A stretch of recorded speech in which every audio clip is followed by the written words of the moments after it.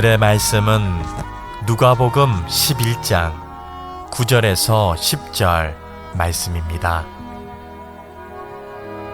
내가 또 너희에게 이르노니 구하라 그러면 너희에게 주실 것이요 찾으라 그러면 찾아낼 것이요 문을 두드리라 그러면 너희에게 열릴 것이니 구하는 이마다 받을 것이요 찾는 이는 찾아낼 것이요 두드리는 이에게는 열릴 것이니라. 아멘.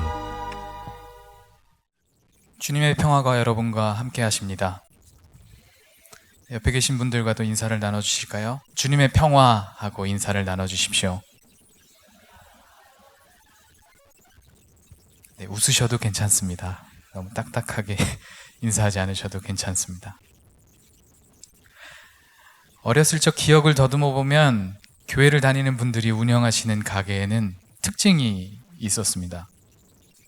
주일은 쉽니다 라는 안내문이 입구에 걸려 있기도 했고요. 가게 내부에 십자가나 예수님의 얼굴이 담긴 그림이 걸려 있기도 했습니다. 그리고 요즘에는 보기 힘든 장식품입니다만 나무판에 성경 구절이 쓰여 있는 나무판이 걸려 있고는 했지요. 갈색 나무판에 금빛이나 짙은 밤색으로 쓰여져 있었던 성경 구절. 아마도 저와 비슷한 경험을 해보신 분들은 금방 기억해내실 겁니다. 그 나무판에 쓰여져 있었던 성경 구절들을 말이죠. 내 시작은 미약하였으나 내 나중은 심히 장대하리라. 내게 능력 주시는 자 안에서 내가 모든 것을 할 수 있느니라.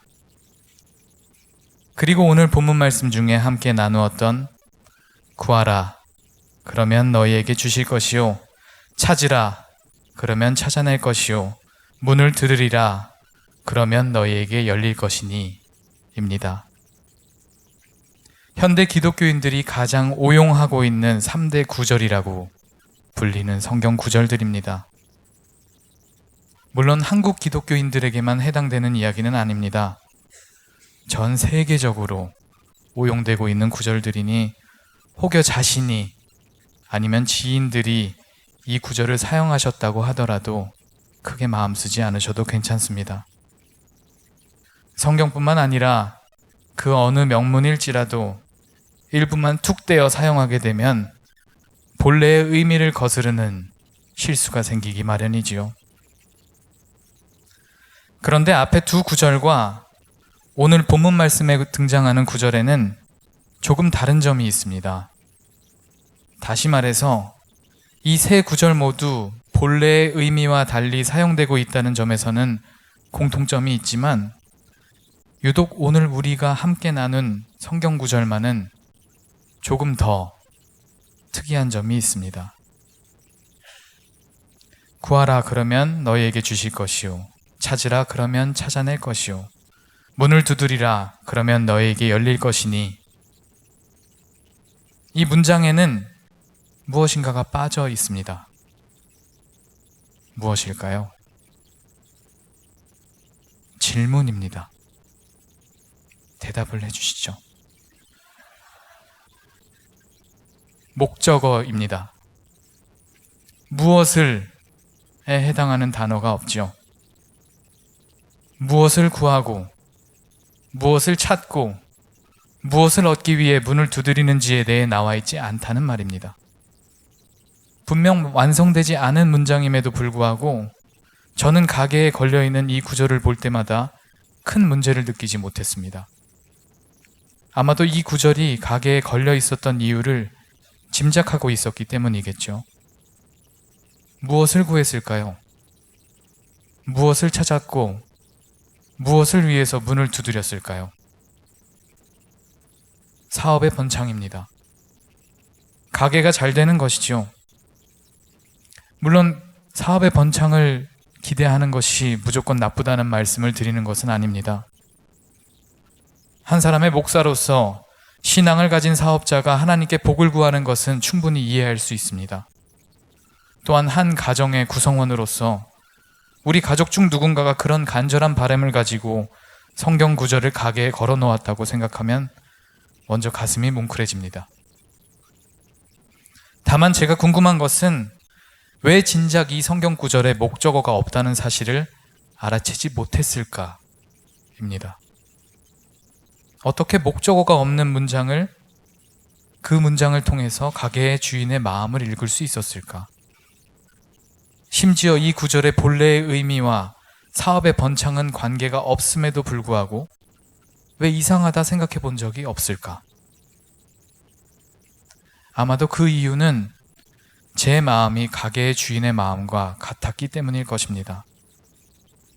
이 가게가 잘 됐으면 좋겠다 하는 바람이 이 성경 구절에 반영이 된 것이죠. 비단 사업의 번창만이 아닙니다. 많은 수의 그리스도인들이 미리 바라는 바를 정해놓고 이 성경 구절을 인용합니다. 구하고 찾고 두드리기만 하면 우리가 원하는 것을 얻을 수 있다는 생각. 그 생각이 이미 우리를 지배하고 있기 때문에 목적어가 없는 이 성경 구절이 그토록 많이 인용되는 것이겠지요. 안타깝게도 무엇인가를 바라는 우리의 마음은 비단 성경 구절을 잘못 사용하는 데에서 그치지 않습니다. 그것은 우리의 생각과 행동을 지배합니다. 이성적인 판단을 내리기도 전에 우리는 우리가 바라는 것을 쫓아 이미 어딘가로 향해 갑니다. 무엇인가를 원하고 바라며 사랑하는 마음, 너무나 강렬해서 사람을 좌지우지하는 이 마음을 한 단어로 표현하자면 바로 욕망입니다. 혹 욕망이라는 단어가 불편하신가요? 제가 욕망이라 말을 했는데 욕망으로 들리시나요? 그러실 수 있습니다. 교회에서 이 단어가 그리 환영받지 못한 것은 어제 오늘 일이 아니지요. 하지만 여러분, 욕망은 하나님께서 인간에게 주신 자연스러운 본능입니다. 하나님 나라를 욕망하라 라는 책으로 유명한 미국의 신학자 제임스 스미스는 욕망이 사람을 이끈다 라는 주제로 3권의 책을 썼습니다. 그는 한 사람의 마음과 삶의 방향이 욕망, 즉 그가 무엇을 사랑하느냐에 따라 결정된다고 이야기를 합니다. 욕망은 사람의 생각과 행동을 조절하는 인간의 근원적인 힘이라는 것이 그의 주장입니다. 정말로 그의 말처럼 사람을 움직이는 것은 머리로 하는 판단이 아니라 마음이 끌리는 욕망일까요? 요즘에도 그런지 모르겠습니다만 제가 어렸을 때에는 주일 아침에 TV에서 만화 방영이 있었습니다. 어린 저는 너무도 당연하게 만화를 보고 싶어 했고 가능한 한 TV 앞에 있으려고 했습니다. 밥을 먹을 때에도, 이를 닦을 때에도, 옷을 갈아입을 때에도 제 눈은 TV에 고정이 되어 있었지요. 그 모습을 참다 못한 어머니께서 으름장을 놓으신 후에야 마지못해 현관을 나와 교회로 향했습니다. 아마도 저와 비슷한 경험을 하신 분들이 있으시리라 생각합니다. 하지만 언제부터인가 TV에서 방영되던 만화보다 하나님께 예배드리는 것을 더 원하게 됐습니다. 물론 나이가 들어서 만화가 덜 재미있어졌기 때문일 수도 있겠지만 하나님을 만나러 교회에 가는 것이 그 어느 것보다 좋아지기 시작한 이후부터는 주일 아침 저희 가정에 평화가 찾아왔습니다. 이처럼 무엇인가를 간절하게 원하는 마음, 즉 욕망은 사람을 이끕니다. 욕망이 사람을 이끈다는 사실은 부정적이거나 부끄러운 것이 아닙니다. 말씀드렸듯이 그것은 창조주 하나님께서 정하신 인간의 자연스러운 생리입니다. 다만 우리가 진지하게 돌아보아야 할 것은 욕망 그 자체가 아니라 무엇을 욕망하느냐입니다.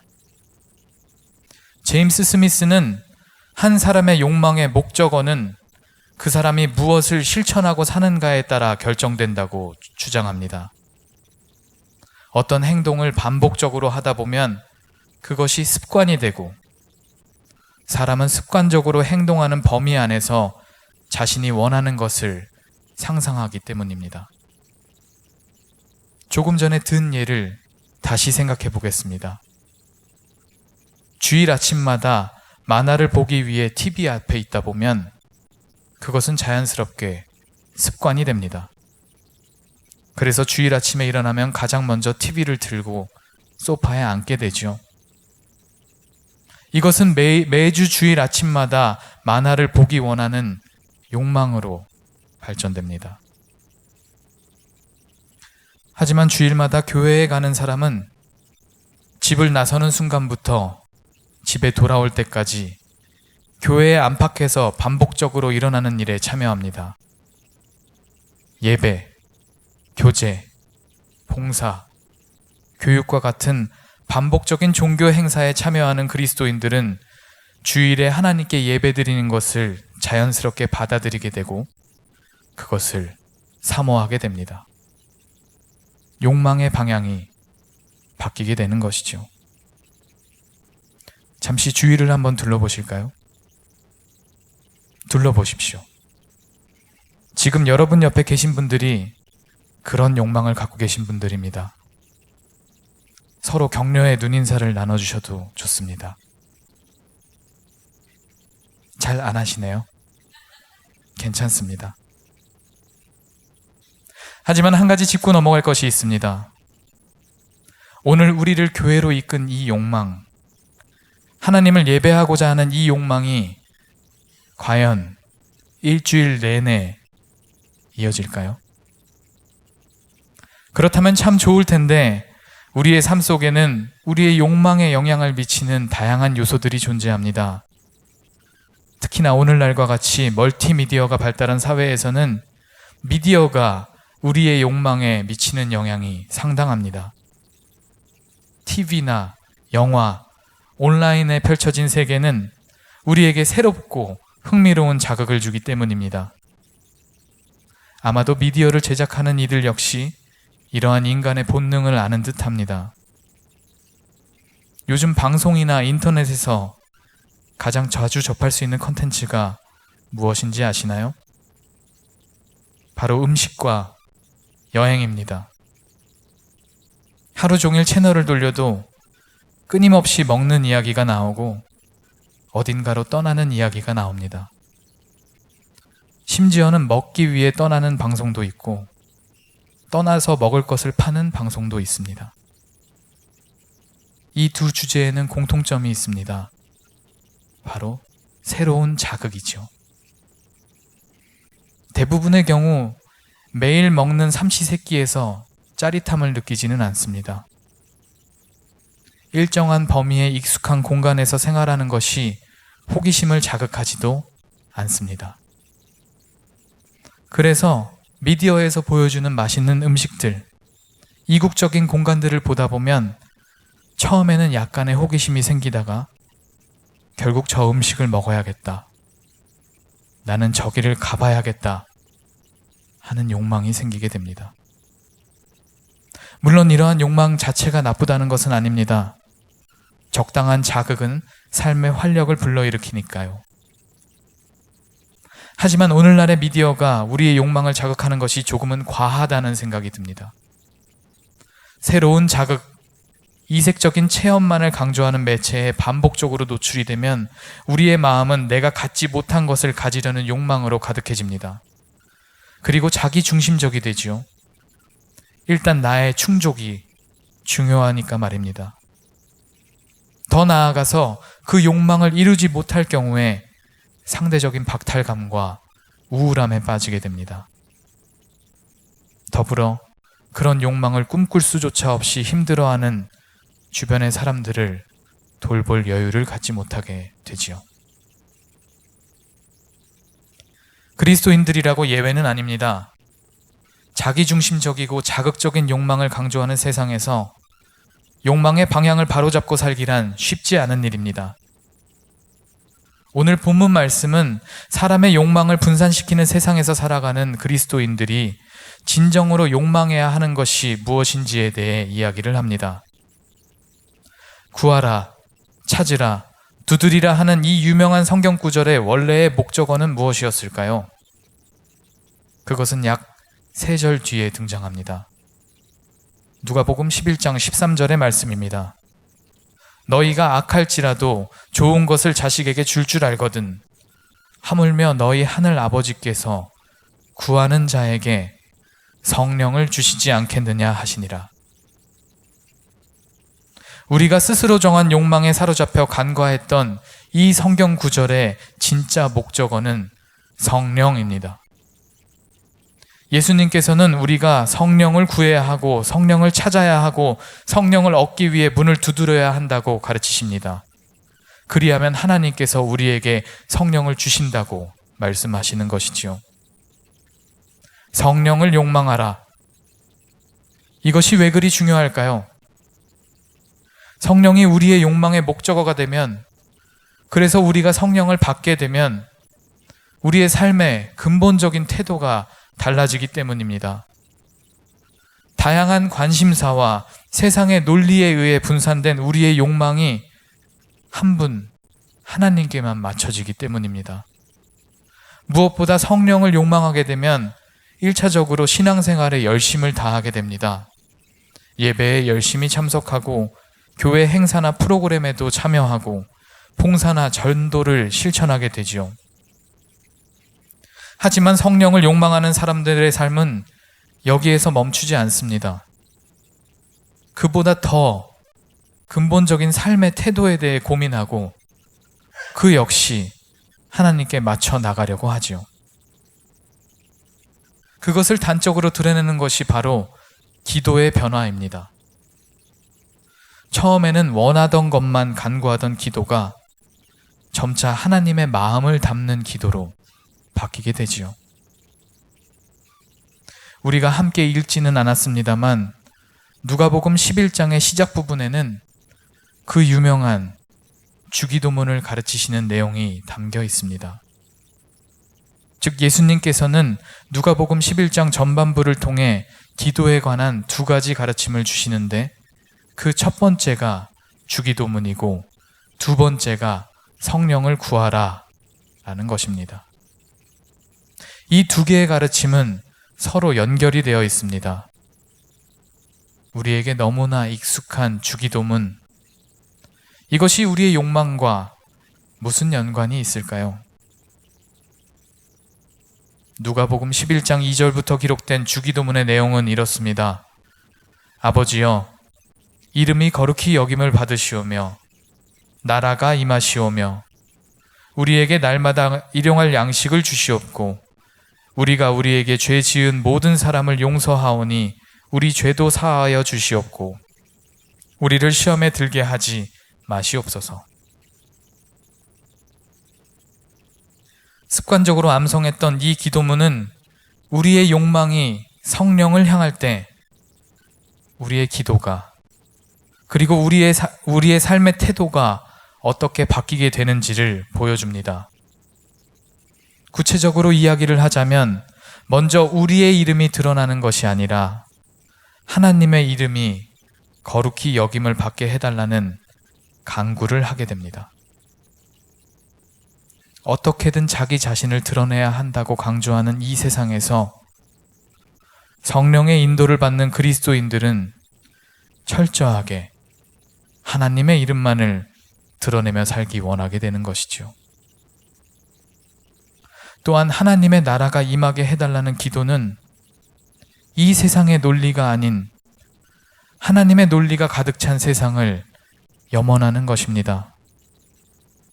그 나라는 하나님의 사랑과 하나님의 정의와 하나님의 평화가 세상의 자기애와 세상의 폭력과 세상의 차별을 이기는 새로운 현실입니다. 성령을 욕망하는 사람들은 이러한 하나님의 나라가 이 땅에 이루어지도록 간구하며 살아가게 됩니다. 더불어 성령을 욕망하는 이들은 자신의 삶을 위해서도 이전과는 다른 기도를 하게 됩니다. 오늘날 우리에게 일용할 양식을 달라는 간구는 단순히 나의 배고픔을 채우기 위한 기도가 아닙니다. 일용하다 라는 말은 그날을 보낼 수 있을 만큼 이라는 말입니다. 탐욕에 물들어 더 많이 갖기를 바라는 욕망이 아니라 그저 오늘 주신 것에 만족할 줄 아는 마음이죠. 내가 더 갖기 위해서 타인의 것을 빼앗는 욕심이 아니라 내가 하루를 보낼 수 있을 만큼 다른 사람들도 그만큼을 갖게 되기를 바라는 기도입니다.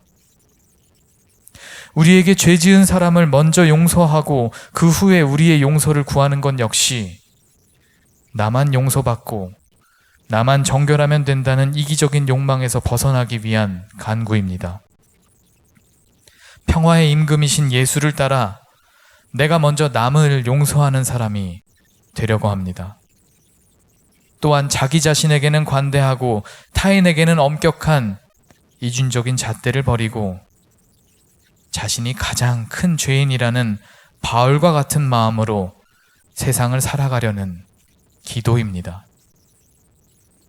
마지막으로 시험에 들게 하지 마시옵소서에서 나오는 시험은 우리가 시험 들었다라고 이야기할 때의 마음의 상처나 예상하지 못한 인생의 어려움을 뜻하는 고난이 아닙니다. 여기서 말하는 시험은 유혹이라는 의미를 가지고 있습니다.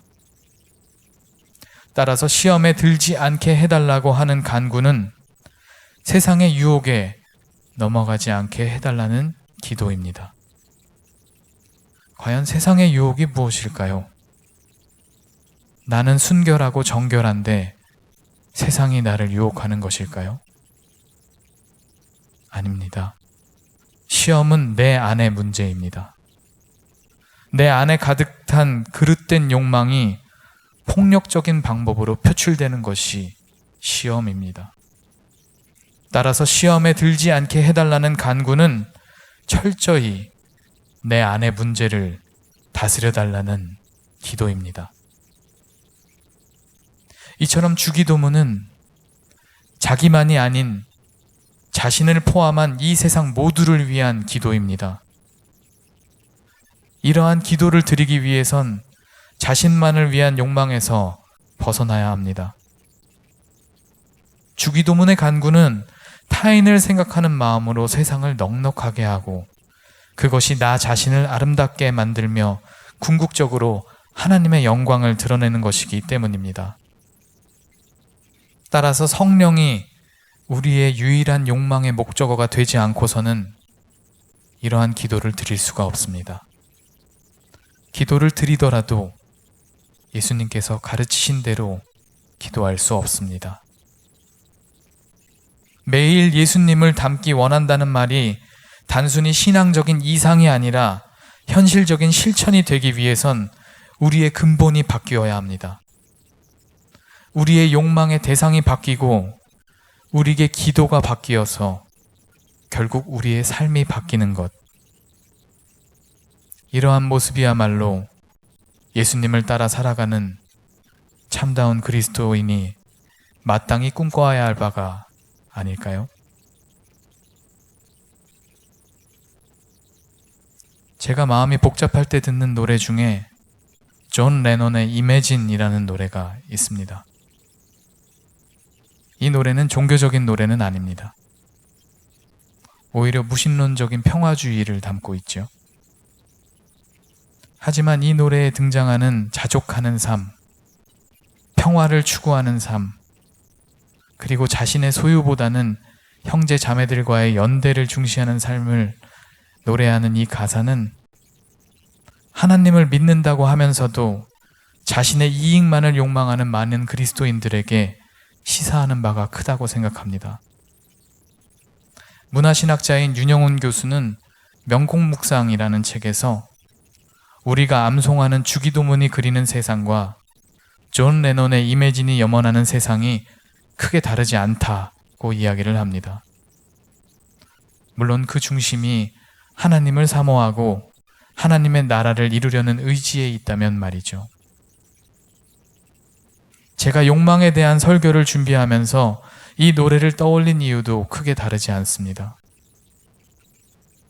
이 세상이 가르치는 지혜를 사모하고 이 세상의 성공을 강구하는 것이 아니라 성령을 욕망하고 하나님 중심으로 살아가는 그리스도인들의 삶이야말로 존 레논의 이매진에 나오는 것과 같아야 한다고 생각했기 때문입니다.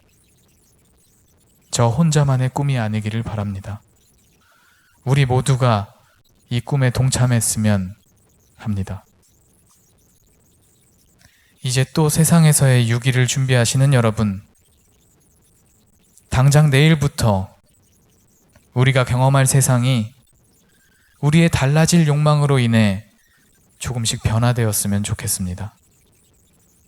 그 무엇보다 성령을 욕망하고 그 은혜 가운데 살아감으로 이 땅에 하나님의 나라를 넓히는 우리 모두가 되기를 예수님의 이름으로 기원합니다.